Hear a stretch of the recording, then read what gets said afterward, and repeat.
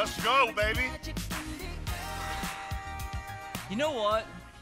I didn't feel a very lot of enthusiasm there. No, we got to get this going, don't we? We have got to get this going. Okay, I need you guys to help me a little bit, okay? We got a long day ahead of us, it's rainy outside, so let's see if I can get a soft warm-up, like a golf clap. Can you give me a warm golf clap? Yeah, that's it. I don't want you to get used to that. Give me a number 2 clap, a little louder. 3, 4, 5, 6. Stop. Okay, we got to get to 10. So at 7, we're still going to clap, but we're going to start clapping loud. Is that like 60% of quota? That was below quota. Okay. Okay, at 7 and 8, at 8 I want to start here a little hootering and hollering. At 9, you can go, and then at 10, only for whatever you have, give it. You can stand up, you can make signals. I want to make sure that everybody that is not in this room and that is late over there goes like, what the fuck is going on in that room, okay? We're warmed up. Give me a number 6. Woo! Number 7. Woo! Give me a number 8. Yeah, right there. 9. Give me a 10. Woo! Yeah. Now let's do this. Yes. Yeah. Whoa. Okay. All right. Don't stand here, Rob. Yep, stay away from that. You ready? I think they're ready. I think they're ready for you. You guys ready? That's good, because today's presentation is only about one thing. It's about being ready, isn't it, Jacco? It is absolutely about being ready. It's about being ready to be an elite sales leader in the year 2020. We want to make sure you have insight. We're going to give you X-ray vision and a blueprint. This is the world's greatest blueprint maker for sales organizations. We're going to give you that blueprint for how to be a 2020 sales leader that's elite, okay? I'm ready for it. 5 non-negotiables. 5 immutable laws. We are going to move fast. We got 30 minutes. We've taken a little bit of time. I want you to put your seatbelts on. You guys ready for a ride? Put your phone down unless it's taking pictures and tweeting. Here we go. Ready, Here we set, go. Number 1. Law number 1. Ding, ding. Okay? We have to have the new math. Jacco, for the 2020 sales leader, 7 is always greater than 10. You can't be serious. How can 7 be bigger than 10, Rob? Give it to me. Easy. Easy, easy. We are now in the world where quantity is not near as important as quality. We want to take 7 highly trained, 7 well-developed reps over 10 that are middle of the road every single time, Jacco. We don't ever want to just say we're filling seats and we'll see what we can make them do. We're going to take 7 over 10 and we're going to focus on 7 well-trained people. And the way that you can look at this to pay for this and justify this, look at that gap between 7 and 10. Rob, that's 3, right? That's 3. You got 3 salaries that now becomes your easily justified training and development budget. Because Jacco, what have we seen? How much better does 7 outperform 10 when it's trained the right way? When we train people, we actually see something happening. And I want you to think back about, not about your performance as a salesperson. I want you to go back to your performance in sports. You cannot tell me that 7 trained people cannot outperform 10 untrained people, and that's what this is about. That's exactly what this is about. But Jacco, that's not the only math, is it? There's one more math. Another math that I want to talk to you is 4 plus 1 is bigger than 5. There's no way 4 plus 1, 1, 2, 3, 4, plus 1's 5. It's bigger. There's no way. It is bigger. Now here, tell me how, Jacco. It comes from the following. 4 days of work plus 1 day of training exceeds 5 days of work. 4 days of working hard on the way how you should have and what you should have done on that 5th day is what makes all the difference. So Jacco, how do you do that? Do you just take 1 day and say it's a day off and this is training day and there's no calls going to happen this whole day? No demos? No, no, nothing. The horror. We just got to train them. And so a lot of times I hear that back and say, like, look, I can't train the entire 5th day. What is that? Are we going to train the entire day 5 of the week? That's not how I want you to think about it. I want you to think about it's a day. It doesn't have to be all on Friday. I need you to think about what do we need to do every day, every week, every month. Monthly, weekly, daily. Every month we set a theme. This month we're going to focus on opening calls. Then what we do is every week we review 1 to 2 hours to see if it's going well. And every day we perform 15-minute training sessions. Monthly, weekly, daily. Every month you set a stage, every week you perform it, every day you perform it, execute it one by one, 50-minute exercise. So Jacco, does this make it so since you're doing it all the time, it's more relevant? It's like when you're training as a boxer, you're hitting the punching bag. Does the bag ever hit back? No, the bag has never hit me back, by the way. So mixing it in makes it so you kick right into the game. That's right. But I also want to say this, Rob. At what point in time does most call blocks start? Give me an example. Where do all call blocks in the world start? It's all over, but mornings, probably. Mornings, right around 9. Yeah. How many people are available from 9 o'clock because they're in meetings? Why would you call at 9 o'clock? We say is before you have these people call, if this is about calling, why don't we start from 9 to 9:15, first role play it out. First role play it out for 15 minutes. We have done this now repeatedly for a number of companies, and we see the difference between a group that role plays 50 minutes a day and a group that doesn't. You better get ready because it is drastic. Drastic. We're not talking about a full day, monthly, weekly, daily. But there's more math to this. One more. The last thing that the 2020 sales leader knows, Jacco, is 5. Always has been and always will be greater than 15. Now explain that to me. What do you mean with 5 bigger than 15? Because I think that sign is the wrong way. Shouldn't it be smaller? Here's the thing. What do most people think about who gets the training? It's the new ones or the underperforming ones. And the 2020 leader knows we have to be relevant to every rep on our team. True or false? We got to be relevant to every rep on our team. And here's the math. Everybody needs to be trained, Rob. Yes. Everybody. And guess what? We don't say we're trained, then we'll leave you alone. Has the sales game changed, Jacco, in the last 2 years? I would say it hasn't. It has changed in tools area, but on the other side, you tell me. Okay. We have to stay current in the market. We have to stay relevant, and here's the thing. A 5% increase with your star performers is generally greater than a 15% increase from the middle of the pack. At today, right? Now, Rob, I'm thinking about it. We got 7 bigger than 10. We got 4 plus 1 bigger than 5. We got 5 bigger than 10. Something is missing here. What is that? Something's missing, Jacco, and I'll tell you what it is. It's law 2, okay? It's law 2. We have to have a way, my friends, of getting over this next law. Will you tell us about the 2080 law? Okay, so the 2080 law. With a raise of hands, who of you knows what the 28 law basics is? Give me a raise of hands. I see what everybody get. Okay? Oh, good. A lot of people. It is called Pareto. It comes from the Italian landowners. It means that 20% of your workforce generates 80% of your impact. 20% of your salespeople, 80%. 20% of your customers generate 80% of your revenue. Now, this worked really well into the old B2B world. However, as I will tell you, it is the absolute Achilles heel of the industry today. Because 2080 works really well with high dollar figures. If I have ACVs of 250, 1 million, 2080 works well. Few people perform well and can outperform the 80% of the non-performers. Vince Murdigar closed a deal with Disney, $10 million deal on a $12 million quota. That works really well. However, as soon as we lower that dollar figure to recurring revenues, and we now start thinking about 5,000, 10,000, 20,000 annual, your rainmaker cannot produce big deals anymore. So what? They outperform the team by 20%. So instead of 12 deals this year, they close 15. Instead of closing like $600,000, they close $700,000. On the overall, the impact is not big enough. Now, what does the remaining 80% of the people do in this old model? They performed at 20%. Keep an eye on this. As soon as I start drawing out and implement SaaS, the remaining 80% of the people now need to close 80% of the business because the 20% cannot lift it anymore. The 20% is going to create the 20%.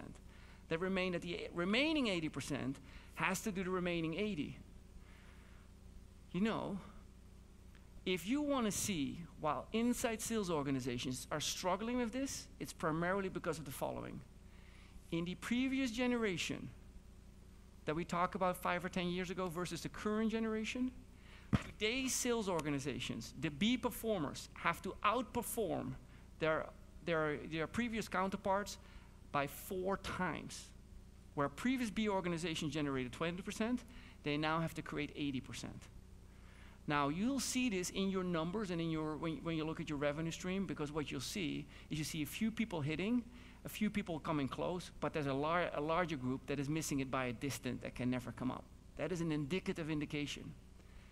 Now, how can you perform? How can you get the B performers to constantly deliver? Well, I'll draw this example to you.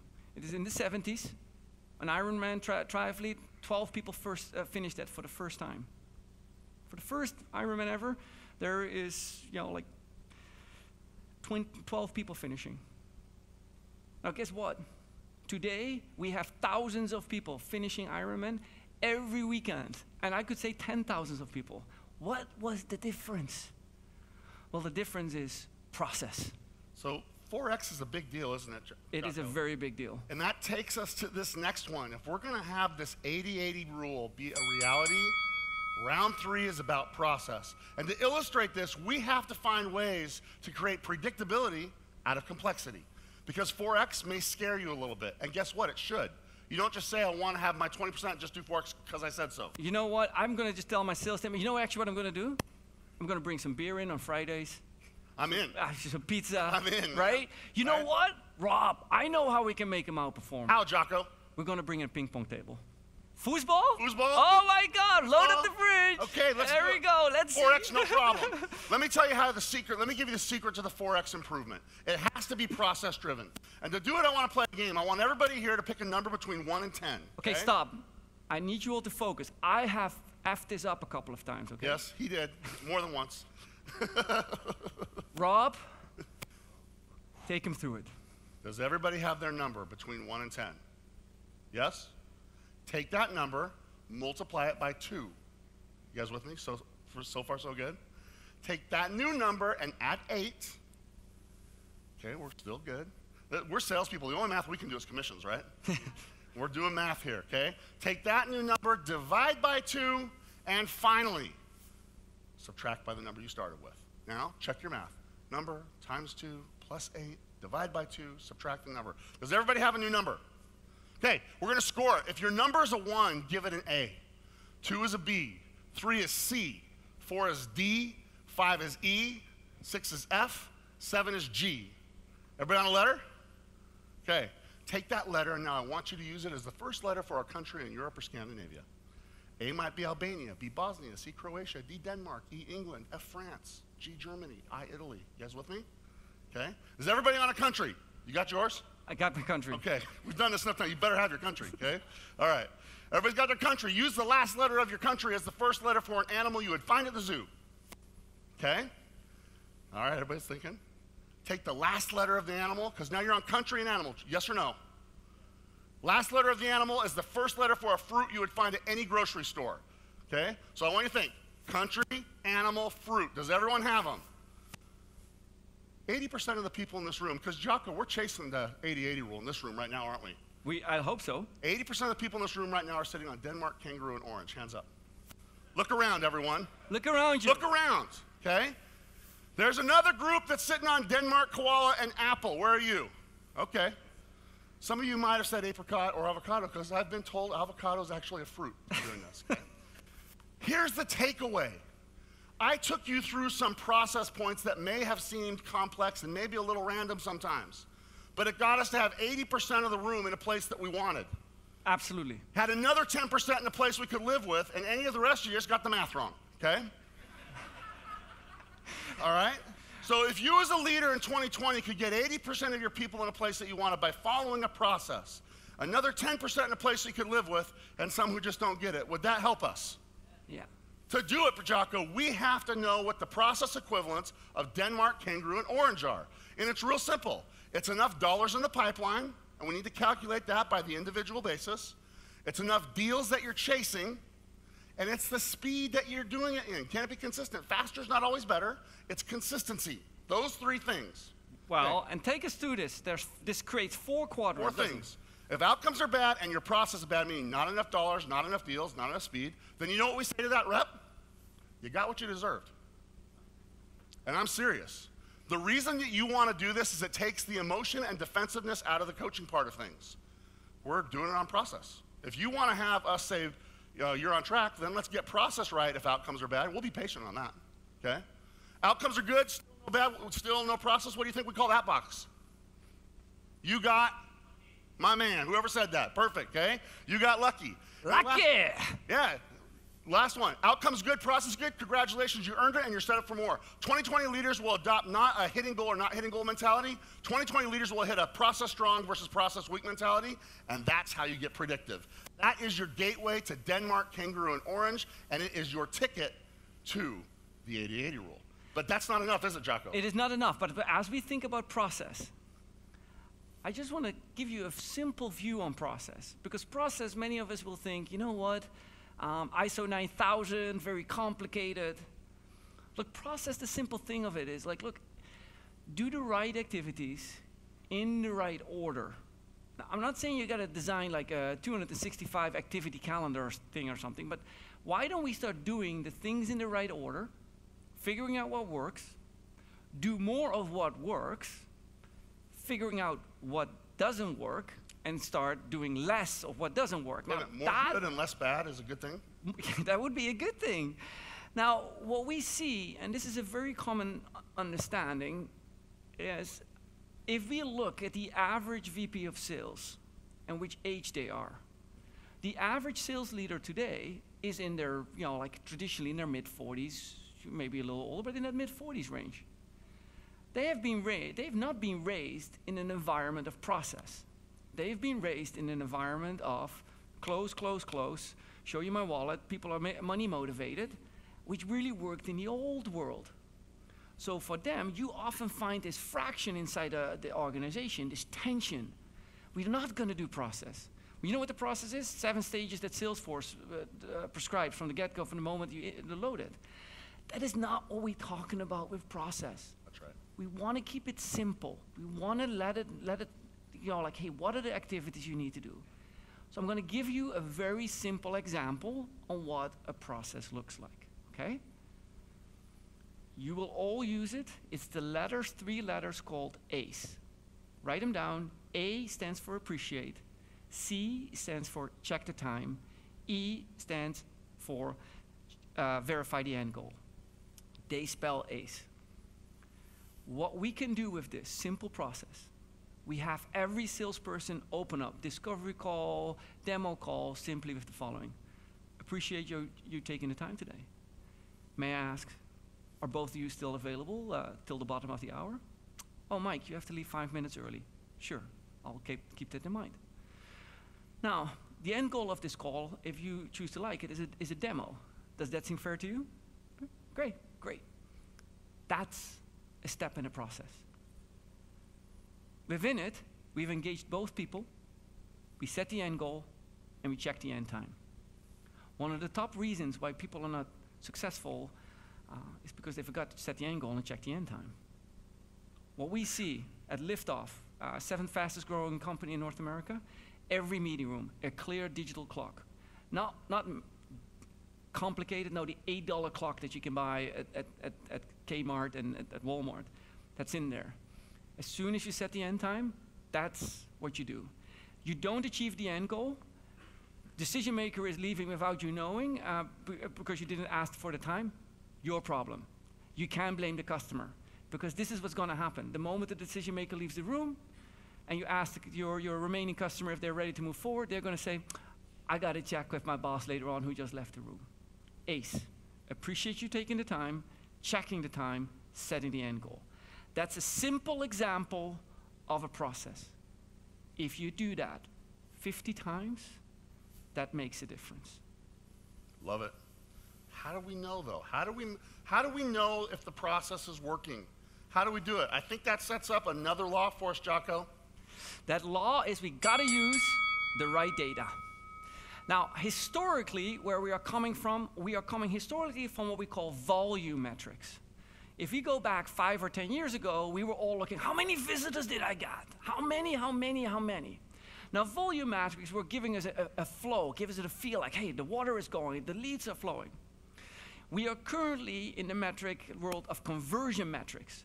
And conversion metrics are really good for measuring MQL to SQL conversion rate, SQL to win ratio. But it by itself is a typical example of 2 departments that are not connected with each other, that are communicating through the conversion rate whether they're working or not. That is why we have the conversion rate. Hey, you gave me MQLs, but I'm not converting them into SQLs. Or you gave me SQLs, sales organization, I'm not converting them into wins. Conversion rate. However, what we now start to see is that because of the infrastructure of the tools, the data is now written and the data becomes richer and richer, and it's being real-time written into your database. We are entering the world of productivity metrics. Now I got two people. I got Mary, and Mary closes 7 deals, takes a little bit longer than everybody else. And I got Mark, and Mark closed 12 deals. And Mark closed deals, a lot of deals, but he closed them faster. If I look at volume metrics, Mary, fewer, Mark, more. If I look at conversion metrics, I'm going like, you know what? Mark actually converts all these deals that he gets way better into wins. Good job. If I then have to make a choice, which one do I fire, or which one do I want to have more of, I'm going to go with Mark. However, what we're looking at Mark, and we see that Mark's deals are churning. On the other hand, we're seeing that Mary's deals are not just not churning, they're actually buying more. And then, and this is key, Mary's deals are actually generating new deals and new excitement. We see that because we see that she picked the right deals. She focused on the right deals. Now that is productivity metrics. That is the world that we're getting into. So Jacco, besides making those kind of decisions, can we also use productivity metrics and some of these metrics to help our reps set their own goals for themselves too? Can we do that? I would love to do that. Give me an example. What are you thinking about? What I'm thinking is, can we use those productivity metrics to have a rep say, this is where I want to end up? And we say, well, then this is what it has to look like.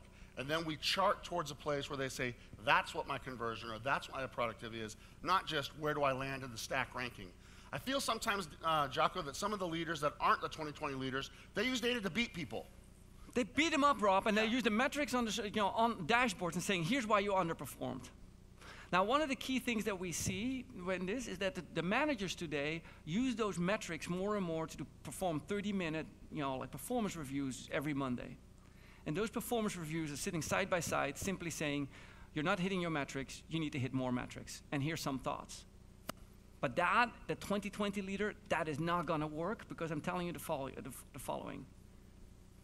Data-driven, plus a very big focus on activity-driven, equals micromanagement, equals not gonna like the millennial sales organization of today, okay? I want you to keep that in mind. That is gonna backfire on you. I think that's a big point from the way we use data. That is right. I think that if you look at this data, what it can help us drive a different kind of behavior, Rob. I love it. So let's talk about that. Now, if we're gonna chase the 80-80 rule, we're going to do it through process. We're going to use data differently to help them get there because they want to. There's one last thing, isn't there? There is. It takes us to the last one. Round 5. How to drive different behavior, Rob. Jacco, there are at least 4 things. There's so many things. But the top 4, right? If we're playing Family Feud, they would say, survey says, right? Survey says. What do the salespeople of today value most? First and foremost, money's still the case, okay? You cannot ignore it. I'm not saying we got to move away from money, never, ever, ever. We work for money because it provides us a home, it provides us the first 3 levels of Maslow to some extent.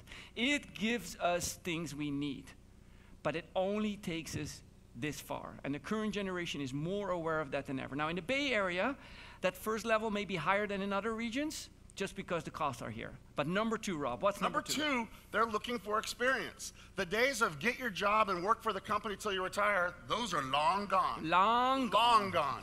In fact, everyone should understand this. If you haven't already seen this, recent studies show salespeople today in 2018, they don't expect to stay in their company more than a year. 68% are actively looking now. Less than 20%, 19% say that they expect to be gone in 12 months, okay? So, what do they want? They want more experience. They want opportunities to develop, and they want to know that they're going to get things faster. So that's the second one. Second one. Now, third one.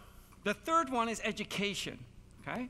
Education, what we find, is because they move faster through organizations in their roles, they need to know that there's somebody who is investing time and energy in them to develop a career path for them. A career path. A lot of people think that education has something to do with, like millennials, they want they want rewards. That's not what I'm looking for. What I'm looking for is, if I've been playing Call of Duty for the past 12 months, can I please get my next level achievement award? Because it's a really boring game. If I've been playing Call of Duty for 12 months and the new person comes in playing Call of Duty, and from day one they're playing at the same level, I'm going like, dude, I've been playing this for 12 months, you're already with me? So we need to give them a sense of progression. Education is that progression. They're learning fast. I come from the world of Philips. 4 years before you actually get promoted, and your promotion is always 4 years behind, right? You're always doing the job that you're going to get paid for 4 years from now. That's how I was raised, and I was born in the 70s, right? Today, we're living like we're going faster. Education, education, education, okay? Now, education fits very well with the training, but the investment of us in them, in training. I'm going to give you an example at Zenefits. At Zenefits, we recently started. We actually, there's a video that we soon will launch where we see we transformed the game room into the training room, okay? The room is packed 50 minutes before the training starts. Packed. Because they want training. Right? That's it. They want training. We literally think they want food, they want, like drinks. No, they want training. Of course, it's great if the food is there, but they want training. They want training, they want mentorship. Right? They want mentorship. I want mentorship as part of it. I want to know someone that's going to not just help me how to do the job for them. I want someone that's going to help invest in me and take me through my journey. That's right. Think of the words as the difference. Trainer, coach, mentor. Those are 3 different words that you got to start thinking about. Which takes us to the 4th one. The 4th one is the opportunity to build network. The people that are in our workplace right now know it's as much who you know as what you know, and they want opportunities to grow and develop that network. Work with cool companies, go to events like these, have the opportunity to start to expand their networks. And when they look at where they're going to go, these 4 things are the top 4. So let's have a little fun, Jacco. How many think that the thing that matters most is number 1, the monetary compensation? Raise your hands. None? 1? A few? Okay. This is an example of peer pressure. Once I saw one hand go up, a few more went. Okay. All right. Okay, there we go. There we go. Matt's good. Who thinks that it's number 2? I got to get experience faster. About the same number of hands. We've got a pretty nice split group, don't we? Yeah. Who thinks it's education? Roughly the same. And 4, networking opportunities. Well, we are split up. Jacco, what is the answer? Survey says number 1 answer is education, education, education. And it's not close. It's not even close. Education is number. Culture and performed a research among its thousands of sales professionals, and it clearly said they're aching for education, aching for education, for companies to invest in them. I want you to think about the sad thing that happens. We don't give them that education. We're just going to run the metrics on them. And you know what? We're going to put performance metrics on. We're going to use volume metrics and conversion metrics on them. I want you to think of the following. Did schools get them ready for this? No. Are companies traditionally set up to do this? No. Are we putting our young people in the most critical role as the weakest link in the chain right there? Yes. That means that we have the least educated person performing the most professional and important role in the company, uneducated and untrained. I want you to think of the following. Most of you in this room who still like, you're more of a professional on the sport you do a few hours every week by buying the $10,000 bike, by training, and you are almost all are running an amateur organization, sales organization, that you're simply paying a professional salary. No process, no training, paying them money.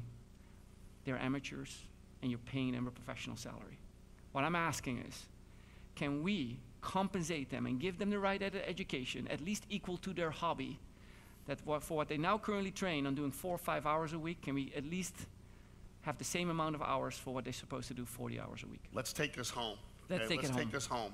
We're going to summarize the 5 non-negotiables. If you leave Revenue Summit today and you implement these 5 non-negotiables, you will find transformation happen inside your organization, and you'll find it happen faster than you may think possible. First, apply the new math, okay? 7 will be greater than 10, and I promise you, if you find a way to make that one day by breaking up your days, you will make 4 + 1 greater than 5. Number 2, chase the 80-80 rule. Okay? The 20-80 rule is the day's way of the past. Chase the 80 rule. I have a customer that adopted that and has increased their percent hitting quota by 17% in less than 60 days. Because their goal is to get to that 80-80 principle. By the way, they're now 240% ahead of goal because they have so much more quota attainment. Okay?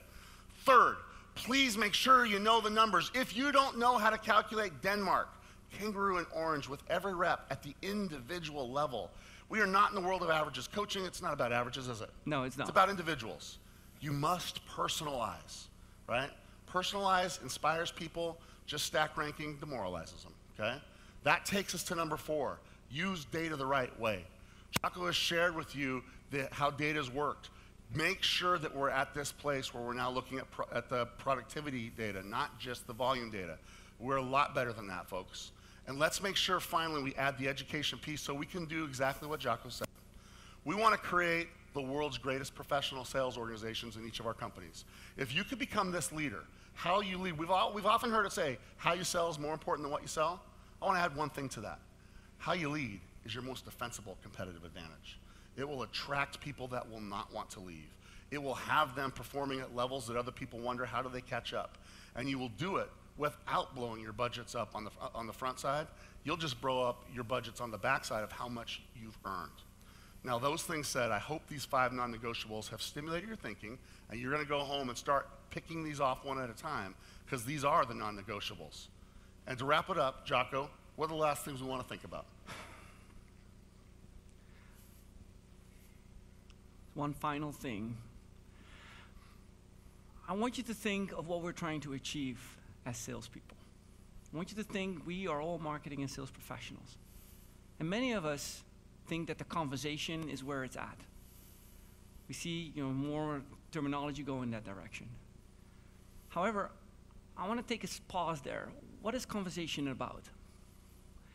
What I see is that we're about to make the same mistake again. We're about to put volume metrics and conversion metrics on the conversation. So this one final thing that I'm going to talk to you about is what if we look at conversation in a different way, in a slightly different perspective. I want you to look at conversation as how you play an instrument or how you dance. When you play an instrument and you dance, you look at it differently, okay? In order to give you that experience, I'm going to briefly let you experience what it feels like to dance when 80% of the people dance.